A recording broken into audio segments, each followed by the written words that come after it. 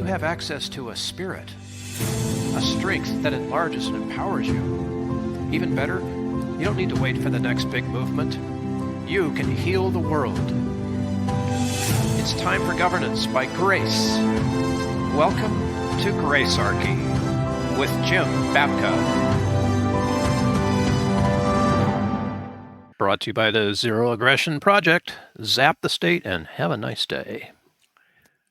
Thank you, and zeroaggressionproject.org. Bill, we have an anniversary coming up this week, and we tend to measure things in 5s and 10s in our culture. 5-year anniversary of 2 weeks to flatten the curve this Saturday, March 15th. 15th, 2025. So I am looking forward that day to my Facebook memories. I don't know what Meta is going to choose to show me from my memories that day, but I immediately launched. I did 6 or 7 posts. I no longer remember the exact number. Immediately suggesting, because our governor was the very first governor in the country to lock things down. That's right. Yeah. He beat Governor Pritzker by an hour and Newsom by about an hour and a half or 2. But we locked down here in the Buckeye State, and we knew the whole week that that was coming. We had somebody that had inside knowledge that was telling us that this was being planned at the governor's office during the week before. So when it hit, I mean, all my libertarian heuristics and values kicked into gear and stayed in gear for the next several months. Yeah. Because I recognized that they were using a one-size-fits-all approach. And so I'm going to be looking through my memories, and I may even reshare out those things this weekend because it happens to be 5 years. It's an anniversary of sorts that people pay attention to. It's enough time. It's like the first juncture that we can kind of look back in hindsight and see if we were right or wrong.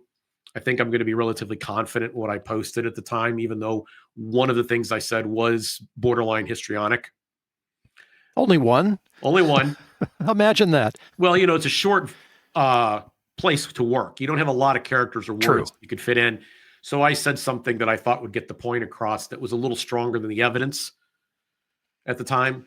But the nuance would have blown up the ability to convey it in kind of a banner sense. I hope that makes sense. So I'm going to be looking through those, and I may or may not post those this weekend.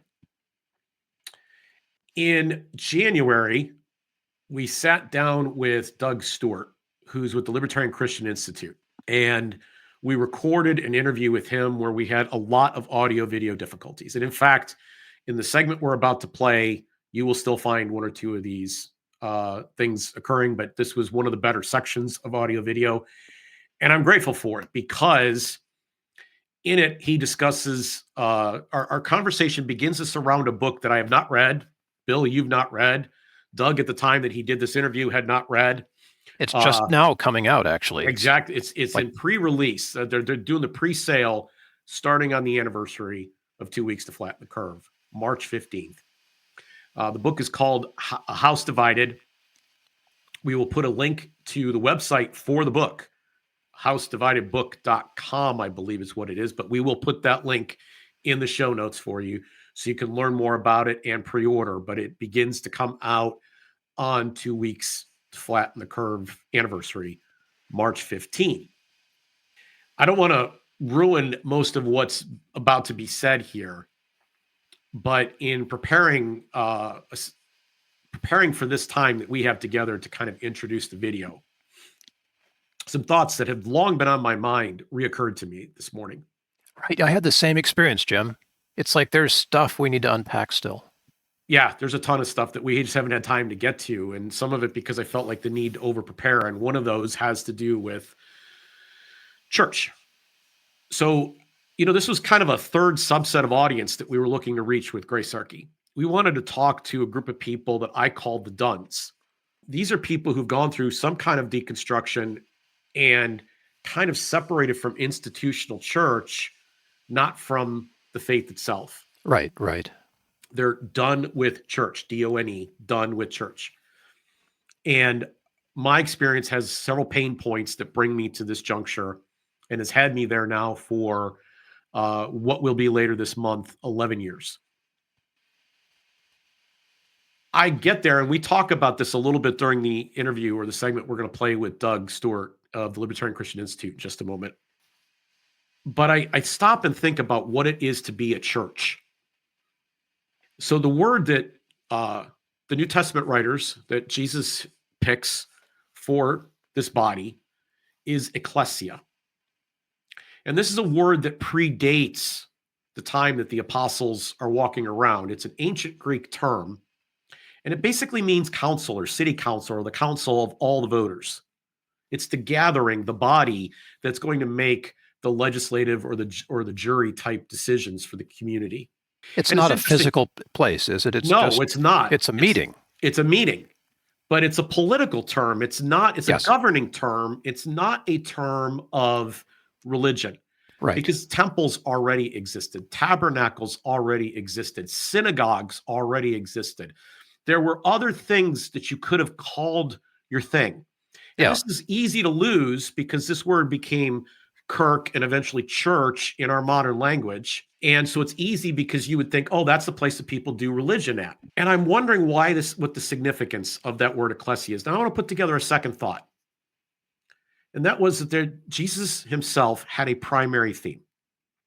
There were many things he talked about, and there were people who say, well, he said this and he said that, and they have a favorite saying or a favorite parable or a favorite miracle or a favorite story.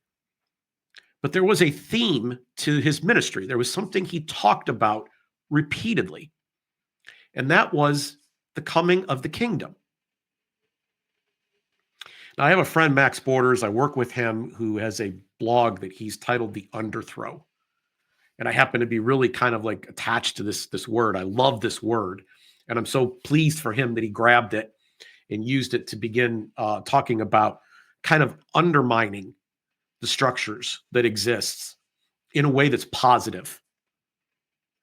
This kingdom was supposed to come under. It was a kingdom that served. It was a kingdom that did not exist inside buildings. It existed inside persons.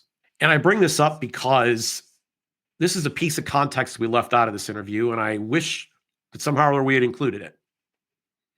But it seems to me that if you are of the faith, that faith should A, mean something in reality.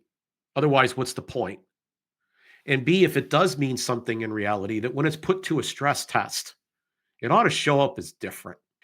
So with that in mind, we bring you this short interview that we had with Doug Stuart about the book and even the situation of the church during C19. The book is titled House Divided. It's in the show. We'll put it in the show notes, and we'll see you on the other side. This house divided thing. So COVID's a big deal for me. Yeah. In fact, I'm embarrassed by how big a deal it is to me. What happened there, I felt as if in 2021, so we're a year and a half into the pandemic by this point, when the vaccine became a thing, was the darkest period that I can remember in this country in my life. And it was depressing. And I will admit, I was nervous. I didn't know what the future held. It was so dark at that moment. And what the book is that you guys are going to be releasing here. Remind me of the title again. It's called A House Divided. So if I get the subtitle up, I don't have it. I don't have it right at my disposal here, but yeah. But it came into the churches. So I have a pastor friend. He's no longer a pastor. He just stepped down at the beginning of early last year. Not quite the beginning, but early last year. And his name's Dan. And Dan told me privately and off to the side, because a lot of pastors can't talk to the people in their church, right? They can't be open and real with them. He told me off to the side that he had never experienced anything like this as a pastor. And that the ability to kind of hold everyone together became virtually impossible, because every decision that was being made, you were either on one side or the other, and people were looking for you to fall, to the point that the subtlest nuance of hint of a direction could be assumed and people would jump on you. So there was literally no decision that was the right decision in terms of how to proceed forward. Yeah. And this book is going to begin to address that. Yeah, I just pulled up the subtitle here: Technology, Worship, and Healing the Church After COVID. It's by a Grove City college professor Benjamin Giffen, who is also writing a book. I can't remember what it's on, but for Wipf Stock. So he's got a couple books coming out this year. As I mentioned before, I haven't actually read it, but I'm only getting just the sense from what people are telling me who have read it, because I'm kind of in the process of like getting it through the funnel of production. The production line's word I'm looking for. Getting it through the production line, and then I'm gonna, when I get my personal proof, I'm gonna like read it and take notes and be prepared for questions like this. But yes, he is going to begin to address it. And what Norman has told me he's very impressed with is that it does a really, really good theology. And it's not wishy-washy on that. It's also really good in how he deals with the fact that there was conflict and how we can move forward with both forgiveness and reconciliation. And so it's really tempting because it's behind us for the most part. And I don't know what residual effects are happening in a lot of churches. My church did not. Yes, they had the same experience you did with like no matter what the leadership did, there was no winning, right? Like it was just somebody was going to pick on every little thing. I'm sure they went through that, but this is largely behind us. And so a lot of people are just like, yeah, let's just move on.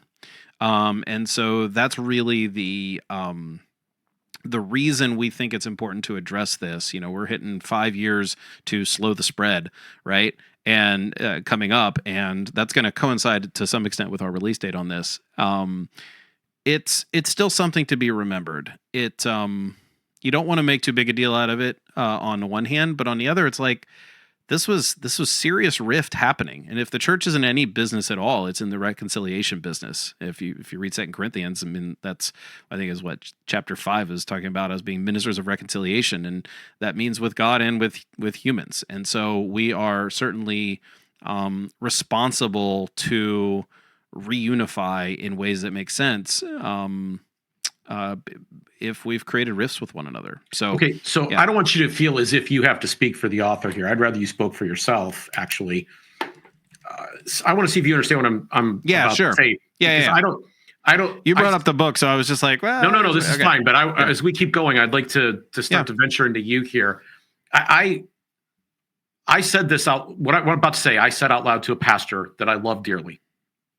He's got a ministry where he's constantly going out and working with people who are in real bad spots in their lives, variety of different things that he does. So he's out there doing the work. Okay. He's not just, building a mega church or something like that. In fact, his church is small. He is very service oriented. But I asked him, because there was, a period of closure. And then after they came back, there was very social distancing and everything. And I asked why out loud, and I don't really feel I've had a satisfactory answer from anybody that is in the pulpit that has this as an official job. Why were Christians so afraid of dying? The new ethic of the New Testament, near as I can tell, is that Jesus went right up to the lepers and healed them. He didn't stay away from them. That was everybody else did, but he didn't. He went right to them and healed them. And I find it confusing and disconcerting. I understand why an individual might say, and you might even accommodate an individual in a way that, like, we're going to put our services online and maybe you shouldn't attend. But because certain people may have severely bad health conditions where it's pretty obvious what their situation is. But this overall fear of dying, what's going on there? Yeah. Well, it was 5 years ago, so I'm going to try to remember as best I can what I was seeing and experiencing in the early weeks, especially. And it seemed to me that the fear machine, and we don't need to attribute any sort of control or malice yet on this, but the fear machine that got ginned up during this was essentially, we don't know what this is. Let's be really, really, really, really safe. And so let's just close things down and social distance and do this other thing, right? Do all these different measures that were onerous. And I think most people felt like they could tolerate that for a couple weeks. Like, we were all kind of like, well, okay. Now, after a few weeks, we started realizing we didn't need to wipe down every surface every 7 minutes, and that we could just simply take proper care and measures and things. But I don't know. I mean, to me, the fear that was there was this uncertainty. And then at some point, I think your question begins to really hit hard, because after 2 or 3 Sundays, like, all right, well, we played it safe just to be sure. Well, now we have a better idea of what this thing is. Unfortunately, what ended up happening was we were told it was worse than it was. And I just literally yesterday was reading a book about metabolism, and over 80% of the people who died from COVID had comorbidities that were very, very unhealthy. That's a huge number. It's not like, oh yeah, it went up by 30%, or you hear these numbers and correlations and all of that. And it's like, had America been a whole lot healthier, we could have handled this better. Okay, well, that's in the past. We can't do that. The government told us to eat sugar in the 80s and the 90s, so here we are.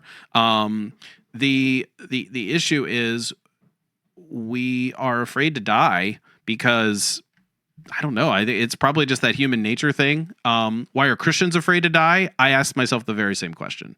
Because it's like, and I don't know what podcast it was that I was listening to, that I think it was an Eastern Orthodox guy on Buck Johnson's show, talking about this very thing. And they were like, no, we're not closing down, in Texas where they were. So I don't know if that gets behind your question. Maybe we can keep talking about it a little bit more. Because I think there's a couple of issues tied up in this whole matter that are uniquely part of what we would call the church. Yeah. And the second one we would raise specifically because we've already discussed the idea that we are duns. Like my approach personally is I'm not in a building on Sunday morning. So I don't feel like I'm forsaking the assembling. I still got together with people. I didn't stop socializing or visiting with people. Yep. I had them in my home. I wasn't scared or concerned at any point, even from the very, very beginning. I did, right before all of this, think that this was serious, before they did the lockdowns, all of it. But as soon as it became obvious, the week before the lockdowns, we were already hearing rumors in our state that it might happen. And things were closing down. The Disney closed down. The NBA stopped its games. The NHL, things started to change that way. And, as you said, all of this seems prophylactic and understandable at the very, very start of this thing. And we were lied to. Let's just be honest about it. We were lied to about how bad this was. But worse than the lie is all of the cover-up that was done, where we weren't allowed to communicate or question any aspect of this. Yeah. Anybody who did that was a bad person. This infected. I was headed down a done path, but I'm going a different direction here all of a sudden. This got into the pews too, though. Like literally, it's like, well, if you're not doing all of these steps, or you're getting together in public places, somehow or other, you're a bad person. Rachel Maddow, when it came time for the vaccine, has the head of the CDC on her show. They announced that we can begin to resume some normal life as long as people are getting the vaccine. The vaccine works. And Rachel had trouble accepting this. I ended up writing a column about this for a now basically defunct site called the Exit Network. But the column basically focused on the fact that she didn't really want to let go of the masks. That one of the things that this told her is who the bad people were. Like if you weren't wearing a mask, you kind of knew, oh, this is a bad person. So there was like a virtue signal. Okay, yeah. Right? And it wasn't just bad and good, it was clean and unclean, which is a very not just scientific, but religious kind of subject, right? I don't know, like the fact that this got into our pews though, where we were starting maybe to be at each other. Yeah, I have a handful of thoughts. One that I kind of forgot to say in my initial part of the answer, but it occurred to me as you were saying it right away, was I think the reputational hazards of appearing as if we're willing to let other people die was probably not worth our own being willing to die. So for example, if you're a pastor, and let's say you've got a church of 100 or whatever the small amount of number is, and you've taught them that they are not to be afraid of death, that death is not the end. You're passing on into the presence of God, and they all accept it, not just cognitively, but they live that way. Maybe they take risks, in certain ways that demonstrate that all their lives, they're okay with dying because, who cares if I get killed as a missionary or whatever it might be. Let's just say they adopt that like good attitude. Mm-hmm. I can imagine a pastor still worrying that there will be problems of perception obviously a pastor like that might not, but just the general sense that Christians will, some Christians will want to look at how does Christianity look in the broader culture? What is the reputation? And so a pastor is not going to want to endanger the flock or endanger those who are within their care. And of course, the definition of, well, what does that mean to actively endanger them? Are you endangering them because you're making them go to church? Are you endangering them because you're just opening your doors and letting people decide? I mean, that to me, that doesn't necessarily qualify for I'm putting them in danger because I hold a service. Because those people can stay home. They can watch the live stream if you want to be able to do that. So I wouldn't say that a pastor choosing to open the doors, or a church leadership choosing to open their doors, is putting anybody in danger, because those people can make those choices. But it could very much feel that way when you're the person in that seat, right? And you can be like, well, if I do this one thing, it's not really just about criticism. I actually genuinely mean that if you have the governor of Pennsylvania telling you that if you do this, you're going to be putting people at risk, it only matters that other people believe that governor, right? It doesn't matter if you truly believe that you're not. What matters when I say matters, I mean from a practical standpoint and kind of facts on the ground standpoint, is if the people in your community believe, because their governor told them and because other supposed experts told them, that if they open their doors on Sunday, they are going to be putting people in harm's way. Doesn't matter if that's not true, because a bunch of people believe it. They're going to accuse you of putting people in harm's way, and it's going to be a really tough thing to overcome that reputation. And I know there are churches out there. I mean, I don't know any particular that well, I shouldn't say I know any particular. I couldn't name them, but I heard over the years that, or over the course of 2020, that there were churches that were like, no, we're not shutting down, and they were mostly small congregations. But at some size, that becomes a little bit more of a perceived moral hazard. Does it make any sense? It makes complete sense. I think that that's the best answer you could give to this particular thing. That there is something but I would say that the antidote to that is that you should be preaching sermons about that possibility before and during those times. Like before, to prepare people, and during. And some people might say, well, this was completely unanticipated. It wasn't, but the value of a book like House Divided, coming out later this year, then, is that we begin to maybe have these dialogues so that we know better what to do next. No, that's true. That's true. One thing I'm remembering I read that N.T. Wright was talking about during this time was that throughout history, Christians have been known during pandemics and plagues to be the people willing to go into the trenches and help others, and be willing to die, in the sense of like, hey, I will nurse you, and I will be willing to die by catching the plague, whatever disease that might threaten my life. And that Christians were not the people who said, hey, let's outcast everybody. Let's put everybody outside the city who's sick. No, we're going to love them because they're what we would consider the least of these, the marginalized, the poor, the sick. We are responsible to care for them, to love them as God loves them. And that is something that I think did happen during COVID. But the added layer of like mass attendance in churches was a whole different subject. And so the being willing to die, I would say that you just need to look at the Christians during COVID who were willing to, to put themselves among the sick and care for them, whatever that might have looked like for them. So I admire that ethic that you're describing N.T. Wright as having. During the pandemic, however, he partnered with Francis Collins to put out a series of videos to tell everybody to follow the government guidelines across the board, soup to nuts. Yeah. I have nothing for you, man. No, and I'm not asking you to defend, but it just, when the rubber meets the road, like you prepare for something. When the rubber meets the road, that's when it really matters, right? You could say, this is what I believe, but when the time actually comes, can people spot it?